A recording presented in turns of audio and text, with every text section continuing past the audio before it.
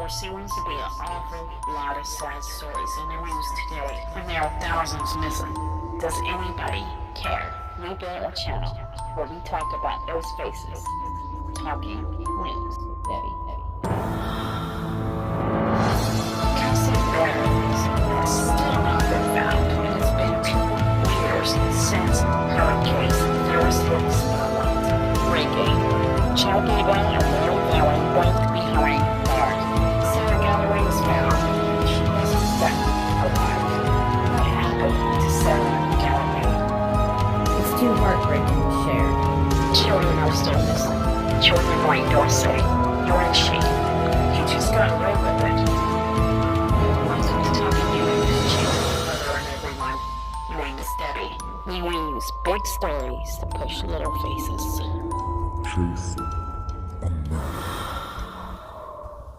Hello everyone, welcome to Chasing a Murder, Talking News.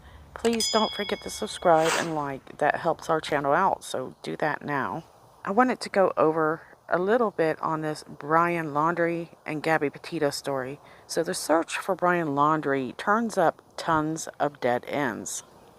There are sightings of Brian all over the east side of the United States, but the authorities come up empty-handed.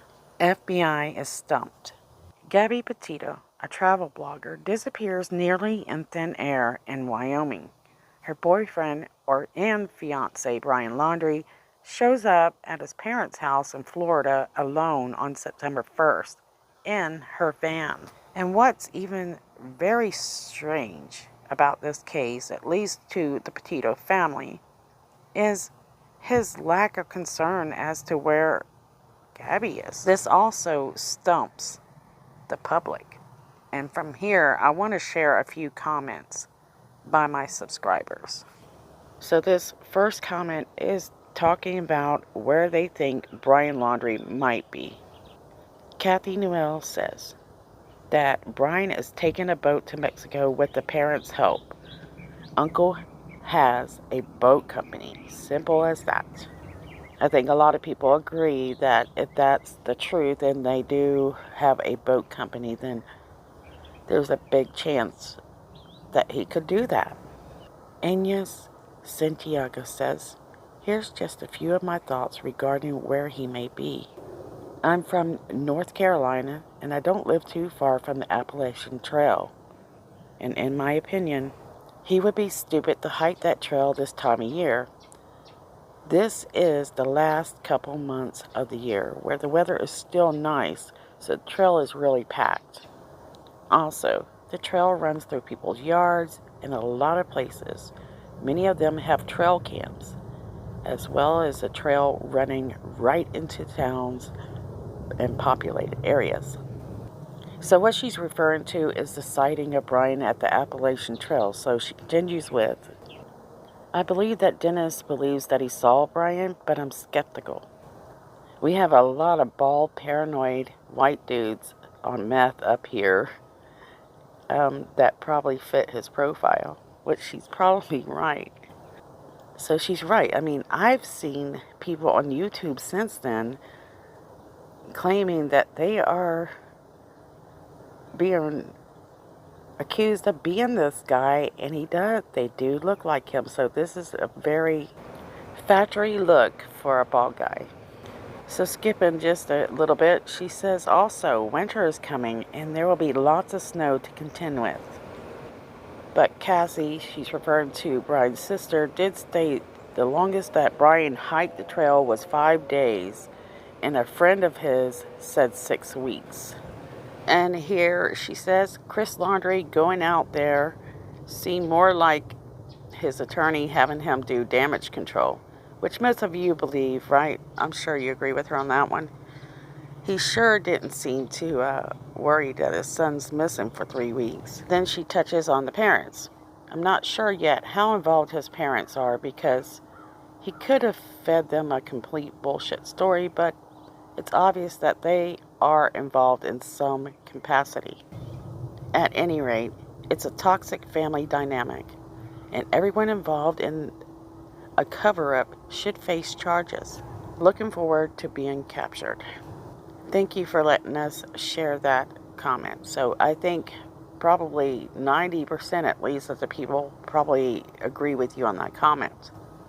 It's really hard to know what's going on when you can't get the parents to say a word. So at that point, I think John Walsh was right when he said the attorneys really did go a little too far by telling them not to speak at all. And no matter what they do at this point, the damage has been done. No one trusts them. So our next comment here is the lovely Marie commenting on the Laundrie parents. So she says, I must be honest. I am confused now because I'm thinking, would the parents be comfortable leaving him to just survive in the wilderness, knowing that they may never see him again, or something terrible can happen? I don't see that happening. If he was there, I think it was temporary and he had help to get so far away. Or he's dead. This case is so confusing to me. So Marie gives a parent's perspective of this. It's hard to sit there and watch two parents in a house not frantically searching for their son. And so if I could speculate on something, I would have to say the same as Marie. If I were a parent, I would be out there searching for my adult or child son.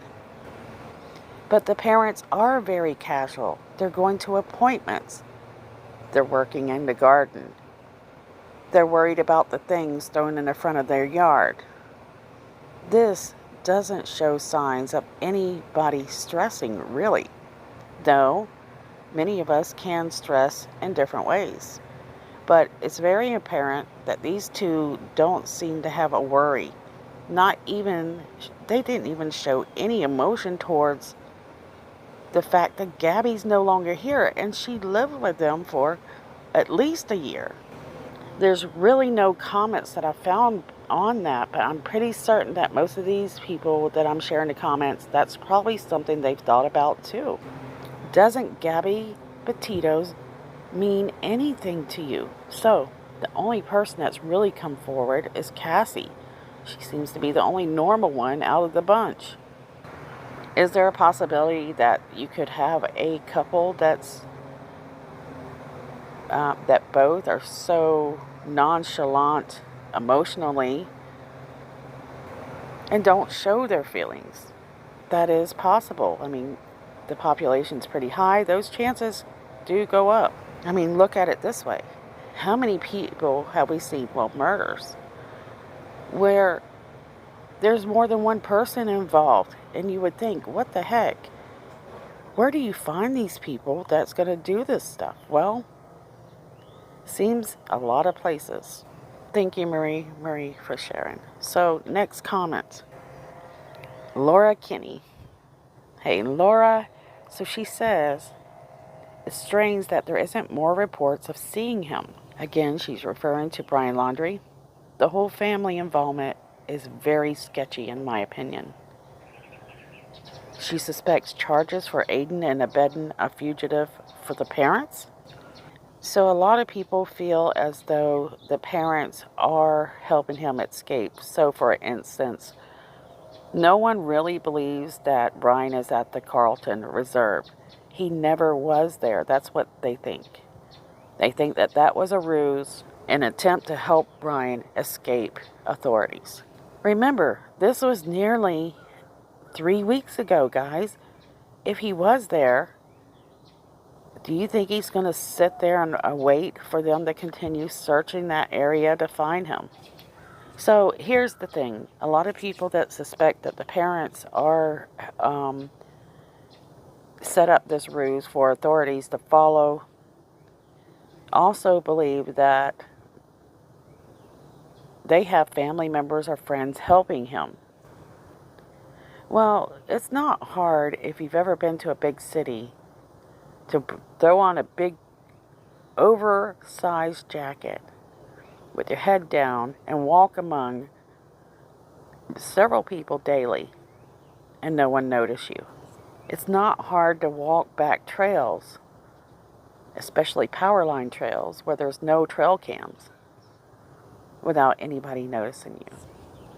But if he was to be housed somewhere, well, this might work for a period of time, but how long can one stay locked up in a dungeon? Many fugitives that have been on the run, I've seen where they said it was so stressful that they were glad that they got caught. The thing is most of them do get caught. It might take time, and so that looks like, unless there's a big sighting, a big tip, it could be a while before they find Brian Laundrie. Well, at the reserve, we were told that they seen something inside there, and the way that they had their cars there and were mapping the area made you think that they were going to be spending some more time there. Maybe they were closing in on Brian, but now they are saying that that's not the case. They didn't find a camp. So, what they say sometimes you have to take with a grain of salt. So could he have gotten on a boat and go to another country? Well, that's something I haven't been able to research that well. So people from Puerto Rico or Cuba, maybe you guys can weigh in comments below on how easy it would be to come to one of those islands by boat without really having to check in. Moving to the next comment. So, Kavita Diva. Her comment is directed toward the fact that the police claimed that they were watching Brian Laundrie, but a lot of people suspect that they were not. So she says, they did not have their eyes on him for days. That's how he got away. This is not just an opinion. It's a darn shame fact. Well, no one can forget that video clip where a media source asked them, do you know where Brian's at? Because they were suspicious immediately from the very beginning if they were really surveilling this home like they should. And the response to the media source was, yes, we know where he's at. And very short time later, we are out with tons of helicopters, drones, cadaver dogs, investigators, FBI, and 3 weeks later, you don't know where he's at.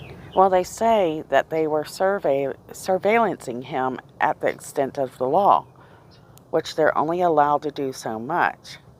However, in the Lori Vallow case, when authorities were supposed to be surveillancing, I don't know why I keep saying surveying, Lori Vallow, they really didn't have much to say on her during that time they were supposed to be watching her. So this seems to be a common problem with their surveilling of a person, just taken a little bit too lightly.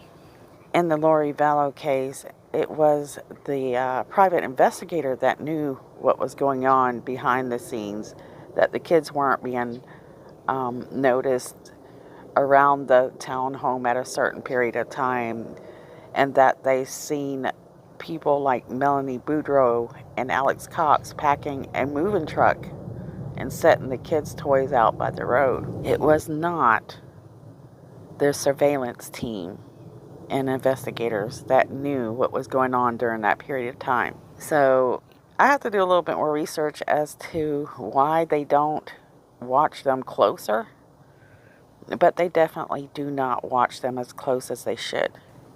So right now, Brian Laundrie continues to go on missing. Looking on the Google Earth map, I've noticed that a lot of the parks that were closed seem to be now open. So the search, at least, is not as intense as it was, or it's no longer, going on really. So the parents have been in interviews with Dr. Phil and some, media sources here and there. And I had the opportunity to watch a few of them, and I noticed that the parents are extremely, extremely angry. And it makes you wonder, do they know the results of the autopsy? The fact that he's a coward, and this is titled by the father of Gabby, makes you wonder what he did to his daughter. At least what he suspects he did to his daughter. I just keep referring back to the video where Gabby grabs her face and touches it so gently because it's so sore. Makes you wonder, did he hit her in the face versus grabbing her? So there's a few people that are always in on the loop. And we always get hints if you listen close. And John Walsh is one of those people who was given loads of hints.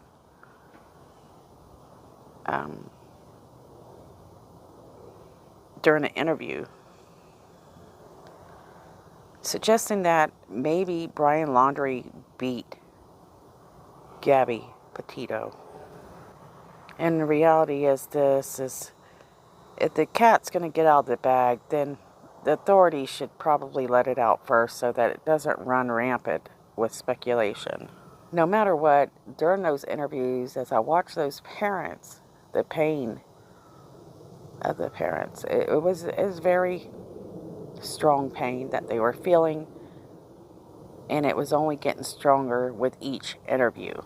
A lot of people suspect that Brian Laundrie has 100%,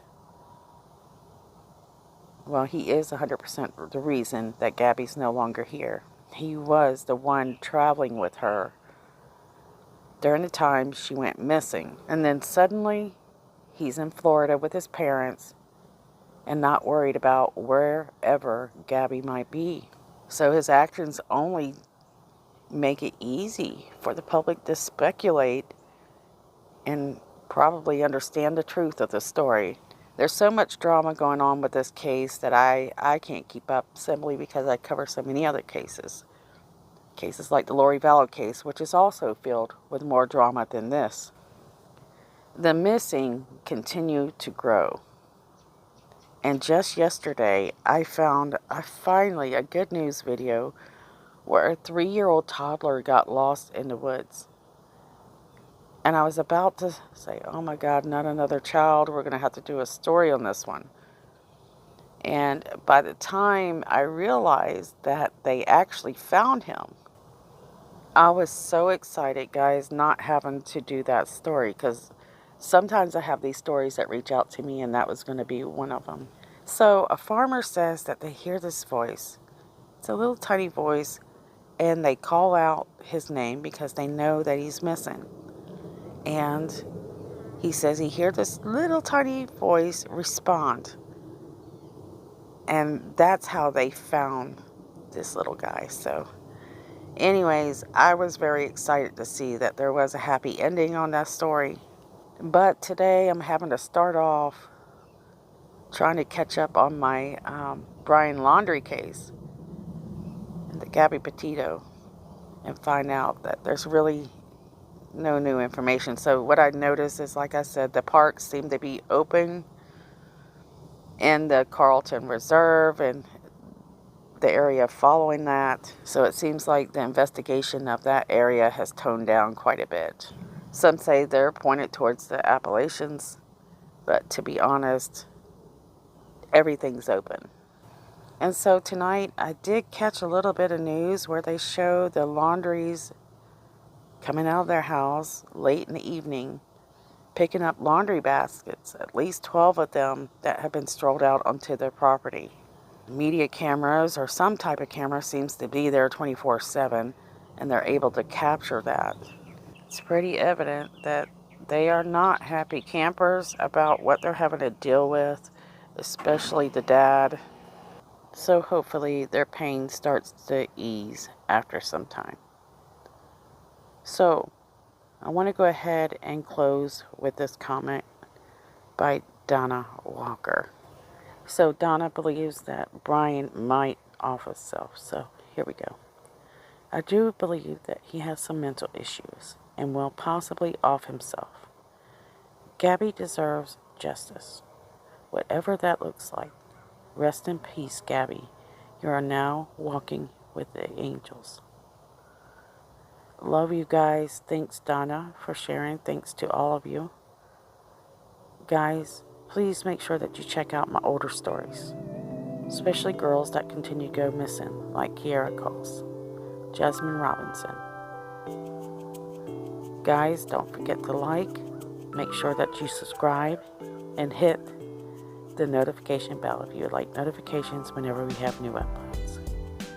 Love you guys. See you guys soon.